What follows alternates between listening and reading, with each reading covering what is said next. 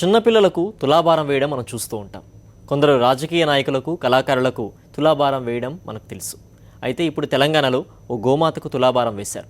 ఖమ్మం జిల్లా టేకులపల్లిలోని శ్రీ వెంకటేశ్వర స్వామి గోశాలలో కార్తీక మాసం సందర్భంగా ప్రత్యేక పూజలతో పాటు కామధేను లక్ష్మీ యాగం చేస్తూ ఉంటారు.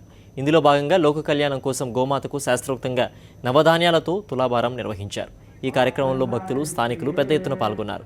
నవధాన్యాలతో గోమాతకు తులాభారం నిర్వహించడం వల్ల పాడి పంటలు బాగా వృద్ధి చెందుతాయని, గోమాతకు పూజ చేయడం వల్ల 33 కోట్ల దేవతలను పూజించిన ఫలితం లభిస్తుందని శాస్త్రం చెబుతోందని యాగ నిర్వాహకులు అంటున్నారు. గోవులు సంతృప్తి చెందితే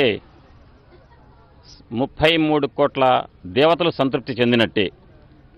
కాబట్టి గోవులను అర్చించడం ద్వారా, గోవులను పూజించడం ద్వారా, గోవులను సంతృష్టి చెందించడం ద్వారా మానవులు తరించవచ్చు. వారి పితృదేవతలు కూడా వైతరణి నది దాటి స్వర్గప్రాప్తి, అంతకంటే మించినటువంటి వైకుంఠ ప్రాప్తికి ఆస్కారం ఏర్పడుతుంది ఈ గోవుల యొక్క సేవ ద్వారా.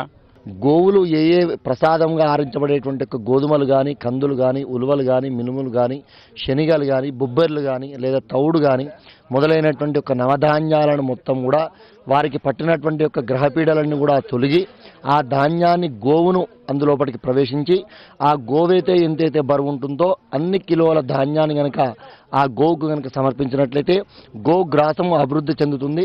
ఒక 2-3 రోజులు గోవు ఇతని ఇచ్చినటువంటి గ్రాసాన్ని తింటుంది. దాని ఫలితంగా భక్తులందరికీ కూడా మేము గోసేవ చేసుకుంటున్నాము అనబడేటువంటి ఒక అనుభూతి ఉంటుంది. ఈ గోపూజ అనేది ఆడవాళ్ళకి చాలా శ్రేష్టమైనది. మేము కూడా మాకు ఖమ్మంలో శివాలయం ఉంది. ప్రతిరోజు ఉదయం వచ్చి గోవు ప్రదక్షిణం, గోవు పూజ చేస్తుంటాం. ఇక్కడ ఈరోజు ఫస్ట్ మా వారే వద్దాం అనుకున్నారు. అనుకోకుండా నేను కూడా వచ్చాను. చాలా సంతోషంగా ఉంది. అసలు అనుకోకుండా ఈరోజు చాలా విశిష్టమైనదండి. గోవు అనేది చాలా విశిష్టమైనది. గోవులో అన్ని రకాల దేవతలు, సర్వదేవతలు ఉంటారు. చాలా చాలా మంచి